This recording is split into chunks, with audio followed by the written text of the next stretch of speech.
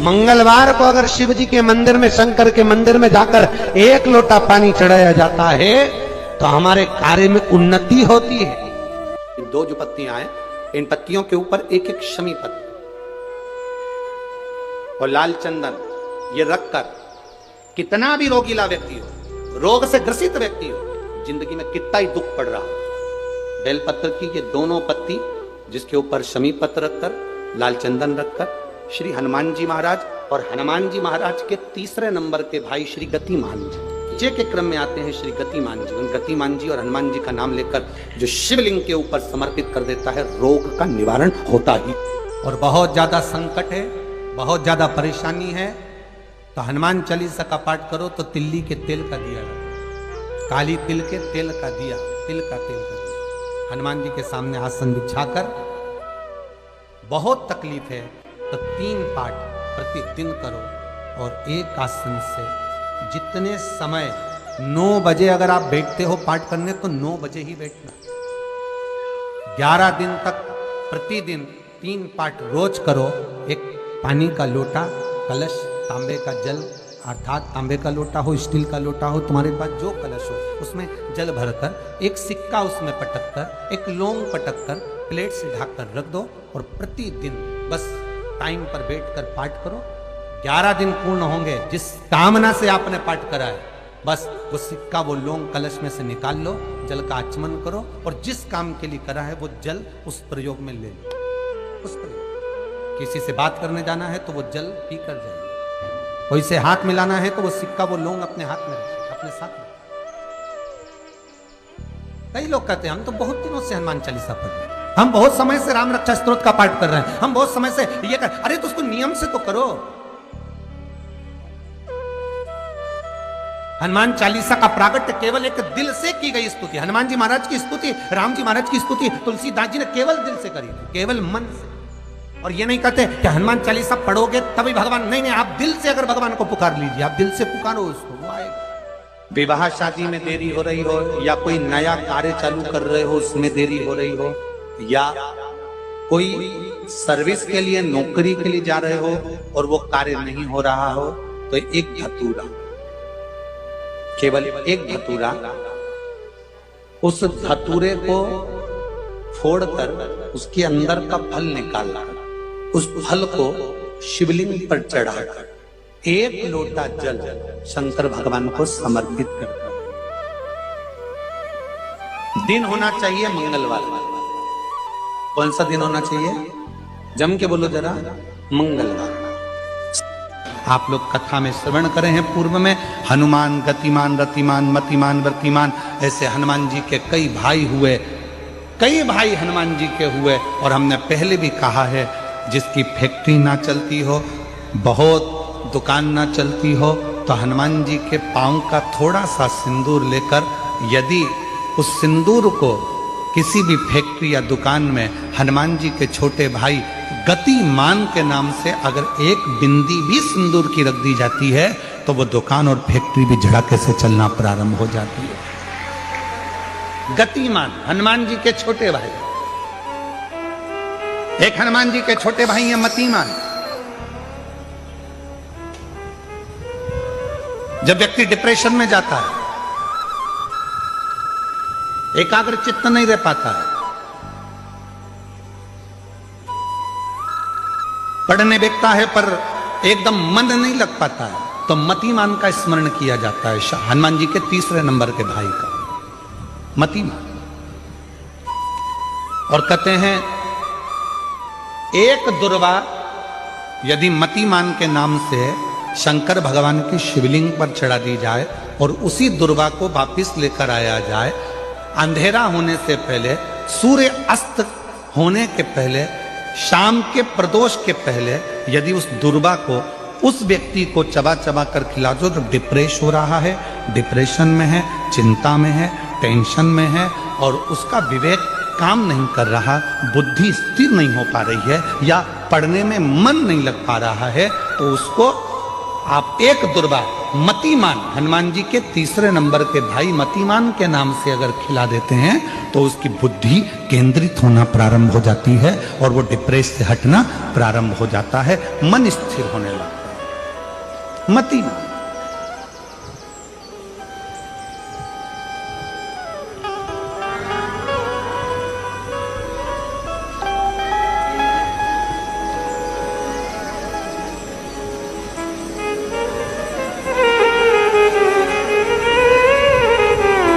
और एक नाम आता है व्रतिमान।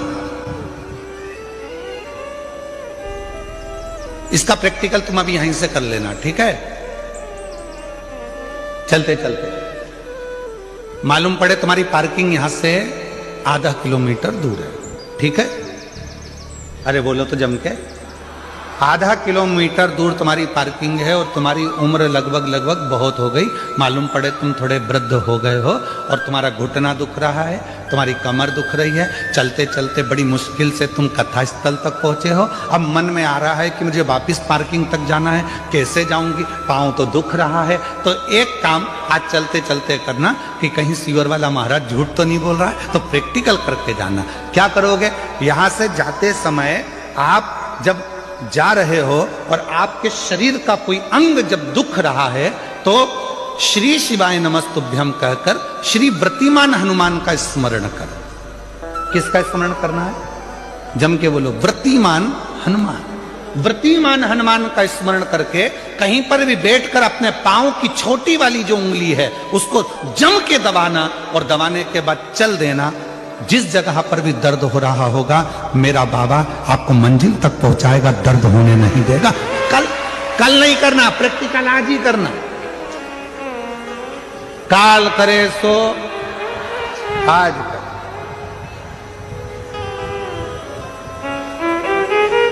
व्रतिमान आज करेंगे गुरुजी, 3 महीने में फर्क दिखेगा। तुम तो आज की आज का बताओ ना कि आज की आज में फल कैसे मिले। तुम तो बिल्कुल तैयारी में बैठो। जाते जाते व्रतिमान हनुमान भगवान श्री शिवाय नमस्तुभ्यम का स्मरण कर कर एक ऊर्जा के साथ, ताजगी के साथ चलते जाओ। शिव थोड़ा बहुत नहीं देते मेरे भगवान, ध्यान दीजिएगा। पंचमुखी हनुमान का एक स्मरण, पंचमुखी हनुमान का एक भाव। जैसे बहुत ज्यादा तकलीफ अगर व्यक्ति को हो गई है, बहुत कष्टमय जीवन चल रहा है, हार गए हर जगह से और तकलीफमय जीवन चल रहा है, तो पंचमुखी हनुमान का एक शिव महापुराण का और स्कंद पुराण का एक बड़ा सुंदर मंत्र है। उस मंत्र को आप सब एक बार हमारे साथ में बोलें। ओम नमो हनुमते रुद्र अवताराय सर्व शत्रु संहारणाय सर्व रोग हराय सर्व वशीकरणाय रामदूताय स्वाहा। बस इस मंत्र को हाथ में काली तिल लेकर, एक जौ लेकर और गूगल लेकर, थोड़ा सा इसमें गाय का घी डालकर, कंडे को या अग्नि को जलाकर इस मंत्र का 11 बार 21 बार जाप कर कर अपनी कामना कर कर छोड़ दीजिए। कैसा भी रोग हो, बीमारी हो, कष्ट हो, दुख हो, तकलीफ हो, 21 दिन के अंदर वो आनंद आना प्रारंभ कर देता है। इस मंत्र स्कंद पुराण का, शिव महापुराण का ये मंत्र मूल पंचमुखी हनुमान सुख देंगे। और एक और चीज याद रखिए हमारा, यदि कोई काम के लिए जा रहे हो, कोई व्यापार के लिए जा रहे हो या नौकरी करने के लिए जा रहे हो और लगी नहीं रही, बहुत तकलीफ पा रहे हो, सर्विस ही नहीं लग रही, बहुत कष्टमय हो गया, तो निवेदन करूंगा 5 पीपल के पत्ते पर बेसन के 5 लड्डू घर में बने हुए, गाय के घी के 5 लड्डू रख लो। उस लड्डू के बीचों बीच एक आटे का दिया और उसमें तिल्ली का तेल डालकर इसी मंत्र का प्रयोग कर कर पंचमुखी हनुमान का किसी भी हनुमान के मंदिर में जाकर, दक्षिण मुखी हनुमान के मंदिर में जाकर उसको रख कर आ जाइए। इसके बाद आप उस काम के लिए जाइए, आपका काम सफल हो जाएगा। आपको किसी को नहीं कहना पड़ेगा कि हाथ जोड़ना नहीं पड़ेगा, किसी के पांव नहीं पड़ना पड़ेंगे, तुरंत काम होगा। बस इस मंत्र का स्मरण कर कर पंचमुखी हनुमान का भूतेश्वर जो मंत्र है वो सुख देगा। और आज भी नियम है हमारा, जिसकी फैक्ट्री नहीं चलती हो, प्रॉपर्टी की आप खरीदारी बेचादारी करते हो, प्रॉपर्टी से जुड़ा हुआ काम करते हो, या लोहे से जुड़ा हुआ करते हो, या फैक्ट्री आदि का कर्म करते हो, कोई मैन्युफैक्चरिंग करते हो, वो नहीं चल रहा, तो हनुमान जी के उल्टे पांव का सिंदूर लीजिए और हनुमान जी के दूसरे नंबर के भाई गतिमान का नाम लीजिए। किसका नाम लेना है? गतिमान। गतिमान का नाम लेकर फैक्ट्री के बाहर या फैक्ट्री पर एक स्वस्तिक का निर्माण कर दीजिए, हनुमान जी के उल्टे पांव के सिंदूर और गतिमान का नाम। कभी आपकी फैक्ट्री कोई काम नहीं निकालेगी, उन्नति की ओर ही लेकर जाएगी, कभी घाटे की ओर नहीं जाएगी। गतिमान, रतिमान, केतुमान, मतिमान, ये जितने भी नाम है हनुमान जी के भाइयों के, ये सब कल्याण करते हैं। एक एक नाम कल्याण करते हमारे।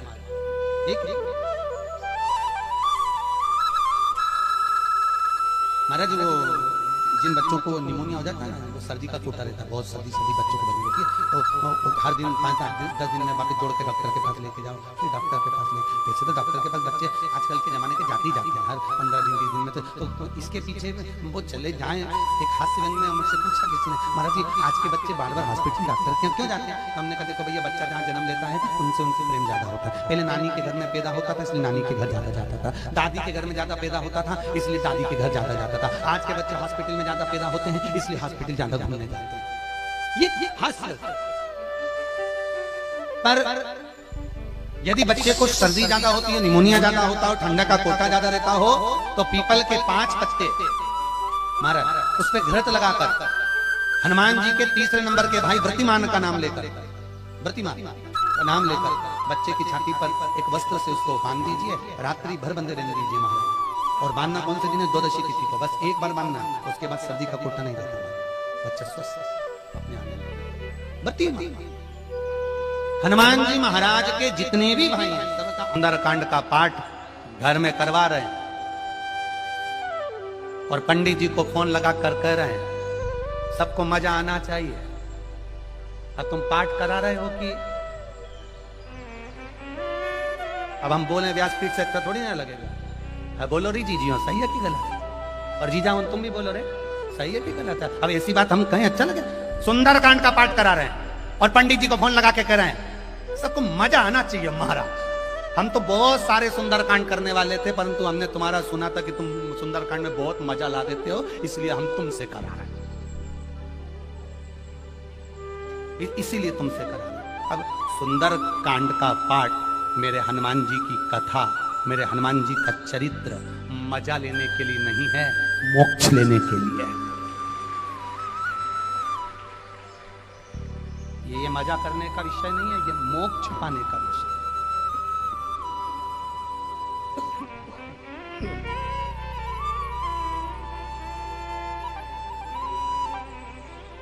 जितने लोग सुंदरकांड में आकर बैठते हैं उन्हें चौपाई से कोई मतलब नहीं होता, उन्हें तो बस महाराज ने भजन गाया और इन्होंने नाचना प्रारंभ करा।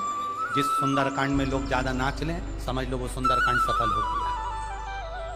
नहीं, शिव महापुराण की कथा कहती है भगवान शंकर का एक अंश अवतार है मेरे श्री हनुमान जी महाराज। जब आप हनुमान जी के नाम का उच्चारण करें, जब आप हनुमान जी के नाम की भक्ति करें, तब जैसे हनुमान के हृदय में राम निरंतर दौड़ते रहते हैं, उस समय पर आपके भीतर राम नाम दौड़ना चाहिए, तो समझो कि हनुमान की भक्ति प्राप्त हो, तो समझो कि हनुमान जी की भक्ति प्राप्त हो। एंजॉय के लिए नहीं, मजे के लिए नहीं, भक्ति के लिए। कल आपको कथा में कहा था भीड़ बढ़ाने के लिए, शिव पुराण में मत आना, कल भी कथा में कहा था और आज भी कराएं, भीड़ बढ़ाने के लिए शिव महापुराण में आने की जरूरत नहीं है। जिसको भीड़ बढ़ाने का शौक हो वहां चले जाओ। भीड़ बढ़ाने के लिए कभी शिव पुराण में मत आना। शिव पुराण में आओ तो भक्ति बढ़ाने के लिए आना कि मुझे शंकर का गुणगान करना है, मुझे भजन करना है, मुझे एक लोटा जल देवादिदेव महादेव को चढ़ाना है, मुझे शिव तत्व को प्राप्त करना है, मुझे शंकर का गुणगान करना है। मैं शिव पुराण से सीख कर जाऊंगी तो एकांतेश्वर महादेव को अगर कुछ नहीं चढ़ाऊंगी, 5 पेड़ की पत्ती तोड़कर चढ़ा दूंगी तो मेरा एकांतेश्वर राजी हो जाएगा। ये सीखना है हम। और मेरा विश्वास कहता है जितने लोग आस्था चैनल पर कथा सुन रहे हैं, जितने फेसबुक पर कथा सुन रहे हैं और जितने छत्तीसगढ़ की इस भिलाई की, इस पाटनगर की पावन भूमि पर कथा सुन रहे हैं, ये मेरा विश्वास कहता है जिन्होंने एकांतेश्वर महादेव की कथा को सुना है, कभी एकांत में शिवलिंग मिल गया ना, तो ये मेरा विश्वास कहता है कि वो पेड़ की पत्ती तोड़कर जरूर चढ़ा कर आएगा, क्योंकि एकांतेश्वर से मुलाकात। कथा में जाओ तो कुछ सीख कर जाओ, कुछ प्राप्त कर कर जाओ। तो मालूम पड़ा कथा में से गए और जैसे कि जैसे ही पहुंच गए लंका में गए, चारों तरफ उन्होंने लंका में देखा, जहां देखो वहां असुर नजर आ रहे थे, जहां देखो वहां राक्षस नजर आ रहे थे, जहां देखो वहां केवल योद्धा नजर आ रहे थे, जहां देखो वहां पर सब असुर ही असुर दिख रहे थे। पर हनुमान जी की दृष्टि अच्छी थी, उन्होंने कहा हलवाई ने पूरा पर्चा लिखा है पर तुलसी का दल नहीं लिखा, तुलसी का दल मुझे ले जाना पड़ेगा। तो हनुमान जी ने पूरी लंका में सबसे पहले तुलसी का दल ही ढूंढा, विभीषण का घर, विभीषण का घर ढूंढा उन्होंने सबसे पहले, तुलसी का दल ढूंढा उन्होंने सबसे पहले।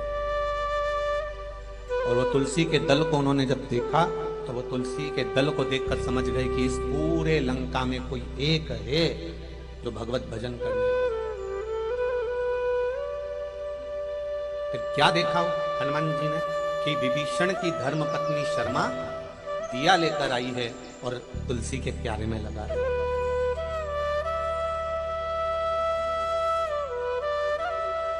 जब विभीषण की धर्मपत्नी शर्मा तुलसी के क्यारे में दिया लगा रही है तो हनुमान जी क्या देखते हैं कि उस समय पर कुंभकर्ण की धर्मपत्नी वहां पर ब्रज ज्वाला आकर खड़ी हो गई और उसने दिया उठाकर नीचे रख दिया। कुंभकर्ण की 3 धर्मपत्नियां, उसमें ब्रज ज्वाला सबसे बड़ी थी, फिर धड़ियात्मा के तीसरे नंबर पर है कर्कटी। इस कुंभकर्ण की धर्मपत्नी ब्रजज्वाला ने उस दिए को उठाकर नीचे रखा।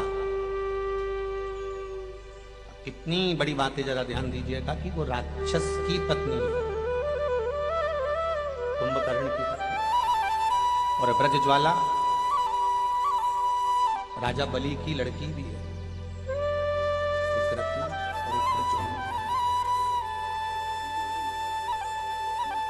रत्ना बाद में पूतना बनी थी, रत्नमाला, और ब्रजज्वाला कुंभकर्ण की धर्म।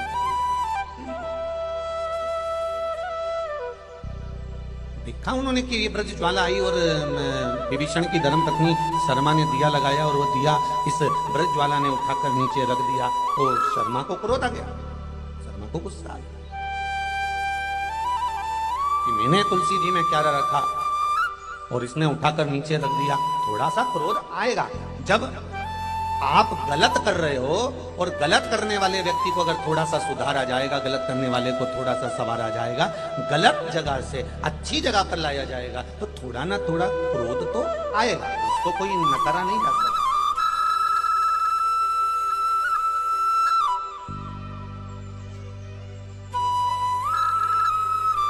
आपकी होए चाहे हमारी होए, प्रत्येक मनुष्य के जिंदगी की शुरुआत, प्रत्येक मनुष्य के जिंदगी की शुरुआत रोने से होती है।